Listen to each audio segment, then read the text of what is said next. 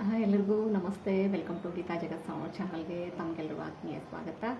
ಇವತ್ತಿನ ಒಂದು ಶುಭೋದಯ ಇದೆ ನುಡಿಯೊಂದಿಗೆ ಮತ್ತೆ ನಿಮ್ಮನ್ನು ಭೇಟಿ ಆಗ್ತಾ ಇದ್ದೀನಿ. ಇವತ್ತಿನ ಒಂದು ಶುಭೋದಯ ಇದೆ ನೋಡಿ.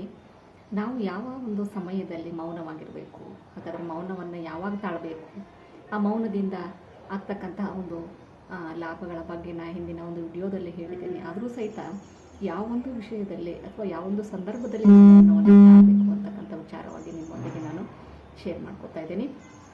ಮೊದಲನೆಯದಾಗಿ ನಾವು ತುಂಬ ದುಃಖ ಆದಾಗ, ತುಂಬ ಮನಸ್ಸಿಗೆ ನೋವಾದಾಗ ಅಥವಾ ಏನೋ ಸಂಕಷ್ಟ ಬಂದಾಗ ಆ ಮೌನವನ್ನು ತಾಳಬೇಕಾಗ್ತದೆ. ಯಾಕಂತಂದ್ರೆ ಆ ಸಮಸ್ಯೆಯಿಂದ ಹೊರಗೆ ಬರಲಿಕ್ಕೆ ಆ ಮೌನ ಅಂತಕ್ಕಂಥದ್ದು ನಮಗೆ ಬಹಳ ಅವಶ್ಯಕತೆ ಇರ್ತೈತಿ. ಸೊ ಅದಕ್ಕಾಗಿ ಅಂಥ ಸಂದರ್ಭದಲ್ಲಿ ಸಿಕ್ಕಾಪಟ್ಟೆ ಸಿಟ್ಟು ಬಂದಿರ್ತೈತಿ, ಕೋಪ ಆಗಿರ್ತೈತೆ, ಕೋಪ ಮಾಡ್ಕೊಂಡಿರ್ತೇವೆ ಯಾರಿಗೋ ಮೇಲೆ, ಏನೋ ಕೆಲಸಗಳು ಸರಿಯಾಗಿ ಆಗಿರೋದಿಲ್ಲ. ಅಂಥ ಸಂದರ್ಭದಲ್ಲಿ ಏನು ಮಾಡಬೇಕು ಅಂತಂದರೆ ಮೌನವನ್ನು ತಾಳಬೇಕು. ಸೊ ಮೌನವನ್ನು ತಾಳ ಏನಾಗ್ತೈತೆ ಅಂತಂದರೆ ಇರ್ತಕ್ಕಂಥ ಸಮಸ್ಯೆಗಳಿಗೆ ಪರಿಹಾರ ಸಿಗ್ತೈತಿ ಅಂತೇಳಿ.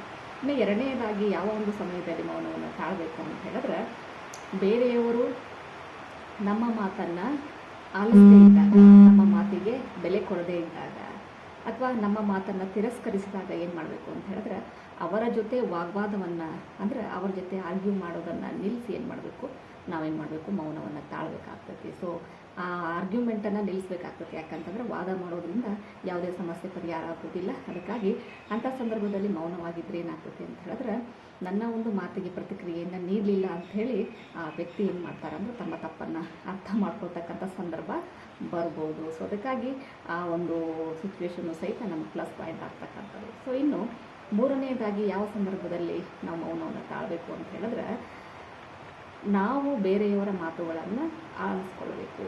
ಅಂದರೆ ಬೇರೆಯವರು ಏನನ್ನು ಹೇಳ್ತಾ ಇದ್ದಾರೆ ಅಥವಾ ಬೇರೆಯವರು ಅಭಿಪ್ರಾಯವನ್ನು ಯಾವ ರೀತಿ ವ್ಯಕ್ತಪಡಿಸ್ತಾ ಇದ್ದಾರೆ ಅಂತಕ್ಕಂಥದ್ದನ್ನು ನಾವು ಸರಿಯಾಗಿ ತಿಳ್ಕೊಬೇಕಾಗ್ತದೆ. ಯಾಕಂತಂದ್ರೆ ಒಬ್ಬ ವ್ಯಕ್ತಿ ನಮ್ಮ ಹತ್ರ ಏನೋ ಶೇರ್ ಮಾಡ್ಕೊಳ್ತಾ ಇದ್ದಾನೆ, ಏನೋ ಹಂಚ್ಕೊಳ್ತಾ ಇದ್ದಾನೆ ಅಂತ ಹೇಳಿದ್ರೆ, ಅದು ಸಮಸ್ಯೆ ಆಗಿರ್ಬೋದು, ಖುಷಿ ವಿಚಾರ ಆಗಿರ್ಬೋದು, ದುಃಖದ ಸಂಗತಿನೇ ಆಗಿರ್ಬೋದು, ಅಥವಾ ಸಮಸ್ಯೆಗಳಿಗೆ ಪರಿಹಾರವನ್ನು ಕೇಳ್ತಕ್ಕಂಥ ಸಂದರ್ಭ ಆಗಿರ್ಬೋದು. ಸೊ ಇಷ್ಟೆಲ್ಲ ವಿಷಯಗಳನ್ನು ಇಟ್ಕೊಂಡು ಏನು ಮಾಡ್ತಿರ್ತಾರೆ ಅವರು, ನಮ್ಮ ಮುಂದೆ ಏನು ಮಾಡ್ತಿರ್ತಾರೆ, ಮಾತುಗಳನ್ನು ಆಡ್ತಿರ್ತಾರೆ. ಸೊ ಅಂಥ ಸಂದರ್ಭದಲ್ಲಿ ನಾವು ನಮ್ಮದೇ ಆಗಿರ್ತಕ್ಕಂಥ ಮಾತುಗಳನ್ನು ಅವ್ರ ಮುಂದೆ ಆಡಿ ಆ ಒಂದು ಪಾಪ ಅವರ ಒಂದು ಸಮಸ್ಯೆಗಳಿಗೆ ಸರಿಯಾಗಿ ಸ್ಪಂದಿಸದೇ ಇದ್ರೆ ಏನಾಗ್ತೈತಿ ಅಂತ ಹೇಳಿದ್ರೆ, ಅಲ್ಲಿ ಸಮಸ್ಯೆ ಏನಾಗ್ತೈತಿ, ಉಲ್ಬಣ ಆಗ್ತೈತಿ. ಸೊ ಅದಕ್ಕಾಗಿ ಎದುರಿಗಿರ್ತಕ್ಕಂತಹ ವ್ಯಕ್ತಿ ಮಾತನಾಡ್ತಾ ಇರ್ತಕ್ಕಂಥ ಸಂದರ್ಭದಲ್ಲಿ ನಮ್ಮ ಮೌನವನ್ನು ವಹಿಸಬೇಕಾಗ್ತೈತಿ ನೋಡ್ರಿ. ಹಾಗಾದ್ರೆ ಆ ವ್ಯಕ್ತಿ ಏನು ಕೇಳಿದ್ರು ಸಹಿತ ರೆಸ್ಪಾನ್ಸ್ ಮಾಡಬಾರ್ದು ಅಂತಕ್ಕಂಥದ್ದು ನಿಮ್ಮ ಪ್ರಶ್ನೆ ಆಗಿರ್ಬೋದು. ಸೊ ಹಾಗಲ್ಲ. ಸೊ ಆ ವ್ಯಕ್ತಿಯ ಮಾತುಗಳನ್ನು ಆಲಿಸಿ ಏನು ಮಾಡಬೇಕು, ನಾವು ಸರಿಯಾಗಿರ್ತಕ್ಕಂತಹ ಪ್ರತಿಕ್ರಿಯೆಯನ್ನು ಕೊಡಬೇಕಾಗ್ತದೆ. ಸೊ ಈ ರೀತಿಯಾಗಿ ಈ ಮೂರು ಸಂದರ್ಭಗಳಲ್ಲಿ ನಾವು ಮೌನವನ್ನು ತಾಳಿದ್ರೆ ಏನಾಗ್ತದೆ ಅಂತ ಹೇಳಿದ್ರೆ, ಆ ಒಂದು ಪರಿಸ್ಥಿತಿ ಏನಾಗ್ತದೆ, ತಿಳಿಯಾಗ್ತೈತಿ, ಸಮಸ್ಯೆಗೆ ಪರಿಹಾರ ಕಂಡುಕೊಳ್ಬೋದು. ಈ ರೀತಿಯಾಗಿ ಪ್ರತಿಯೊಬ್ಬರು ಸಹಿತ ಸಾಕಷ್ಟು ಸಮಸ್ಯೆಗಳು ಬರ್ತಾ ಇರ್ತವೆ. ಸೊ ಹಾಗಾದ್ರೆ ಯಾವ ಸಂದರ್ಭದಲ್ಲಿ ನಾವು ಮೌನವಾಗಿರಬೇಕು, ಯಾವ ಸಂದರ್ಭದಲ್ಲಿ ನಾವು ಧ್ವನಿಯನ್ನು ಎತ್ತಬೇಕು ಅಂತಕ್ಕಂಥದ್ದನ್ನು ನಾವು ತಿಳ್ಕೊಂಡಿರಬೇಕು.